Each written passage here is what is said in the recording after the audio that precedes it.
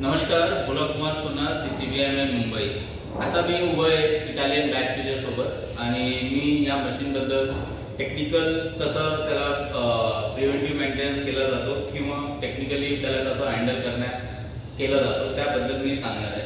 हे एक छोटासा टेबल टॉप बॅक फ्रीजर आहे. टेबल टॉप यासाठी आपण म्हणतो किंवा आपण टेबलचा वर ठेवलेला आहे म्हणून याला टेबल टॉप बॅक फ्रीजर म्हणतो. बॅक फ्रीजर म्हणजे जे आपल्याला आईस्क्रीम बनवायचं ते बॅच फॉर्ममध्ये बनवायचं, म्हणजे आपण टाकतो, बनवतो, काढतो, परत टाकतो, बनवतो, काढतो. याला जर विद्युत या संदर्भात बघायला गेलं तर हे सिंगल फेस आहे, म्हणजे याला न्यूट्रल, फेस आणि अर्थिंग बरोबर आहे. ऑपरेटर मशीन वापरतो. आपल्याला याला काही प्रिव्हेंटिव्ह मेंटेनन्स करायचं. प्रिव्हेंटिव्ह मेंटेनन्स म्हणजे जेणेकरून मशीन सुचारूपणे व्यवस्थित चालली पाहिजे. तर जर हे मशीन आपल्याला जेव्हा प्रिव्हेंटिव्ह मेंटेनन्स करायचा, प्रिव्हेंटिव्ह मेंटेनन्सचा अगोदर आपला स्वतःचा संवाद ऑपरेटर सोबत करणं गरजेचं आहे. संवादचा विषय असा आहे की मशीन कसं चालतोय, मशीन चालण्यामध्ये, ऑपरेशनमध्ये, युजेसमध्ये काही तुम्हाला अडचणी येत आहे का. जर तो सांगितलं की मला काहीच अडचणी येत नाही, मशीन एकदम व्यवस्थित चालते, म्हणजे मशीनमध्ये कुठलाही प्रॉब्लेम नाही आहे. पण आपल्याला प्रिव्हेंटिव्ह मेंटेनन्स करायचं. प्रिव्हेंटिव्ह मेंटेनन्स म्हणजे सर्वात प्रथम आपल्याला मशीन ऑफ करून हे प्लग आउट करून घ्यायचं आहे. जर इथे तुम्ही पाहिला तर काही स्क्रू आहे, या इथे जरा बघा, या स्क्रू असं खोलून मग हा जो पूर्ण पॅनल आहे, लेफ्ट राईट साइड पाठीमागचा पॅनल आणि इकडचा पॅनल, फ्रंटचा निघत नाहीये, ठीक आहे. हे पूर्ण पॅनल आपल्याला खोलण्यात येतं. जेव्हा आपण पॅनल उघडणार तर आपल्याला इलेक्ट्रिकल कंपोनेंट भेटणार, ज्यामध्ये काही रिले, कॉन्टॅक्टर, स्विच, फ्यूज, वायरिंग असू शकतो. इलेक्ट्रॉनिक हा डिस्प्लेचा पाठीमागचा दिसणार.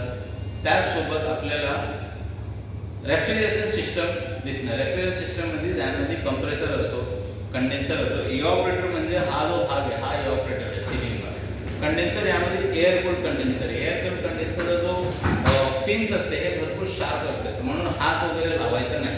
तर त्याला ब्रशनी क्लीन करायचा आणि आपल्याकडे एअर ब्लोअर असतो. एअर ब्लोअरने हवा मारून काढून टाकायचं. जेव्हा आपण हवा मारतो त्यावेळी फक्त आपल्याला हे लक्षात घ्यायचं की कंडेन्सर साफ करायचा आहे, म्हणजे तो जाणून बुजून हवा तो इलेक्ट्रॉनिक बोर्डवर मारायचा नाही.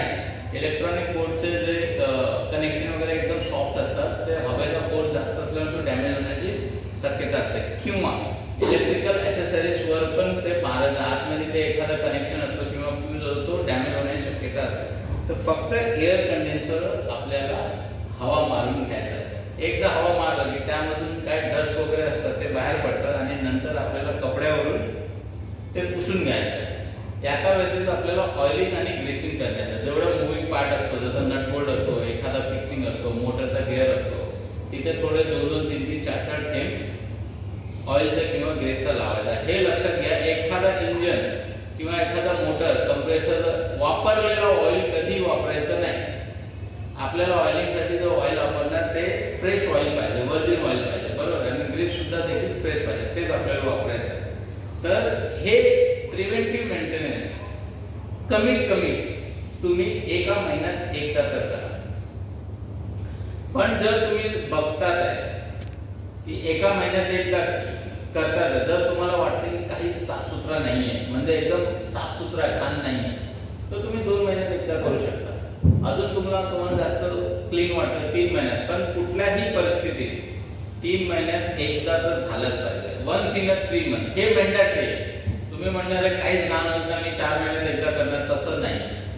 3 महिन्यात एकदा, जर जास्त घाण असलं तर 2 महिन्यात एकदा, अजून जास्त घाण असलं प्रत्येक महिन्यात केलं पाहिजे. माझा तर असा अनुभव आहे की कुठे कुठे आम्ही आठवड्यात एकदा करतो. एवढं म्हणजे तो मशीन 3-3 शिफ्टमध्ये वापरलं जातं, एवढं घाण पडतो. बरं, तुम्ही विचार करणार हे पॅक रूम, एअर रूम, इथे कुठे डस्ट येणार का, धूळ वगैरे येणार नाही. आपल्याला हे आईस्क्रीमचं लॅब आहे, आईस्क्रीम प्रोडक्शन, आईस्क्रीमचे जे पदार्थ असतात, SMPs आहे, पावडर्स आहे, ते एकदम पावडर फॉर्ममध्ये असतात. ते उडून यामध्ये सक केलं जातं म्हणून चोक होतं. आता या संदर्भात तुम्हाला अजून काय प्रश्न विचारायचा आहे काय? जर समजा तुम्हाला या मशीन, एखादा बॅच फ्रीजर किंवा इतर रेफ्रिजरेशन इक्विपमेंटला प्रिव्हेंटिव्ह मेंटेनन्स संदर्भात तुम्हाला एखादा प्रश्न पडत असेल तर तुम्ही मला डायरेक्ट फोन करून पण विचारू शकता. माझा नंबर आहे 9967149769.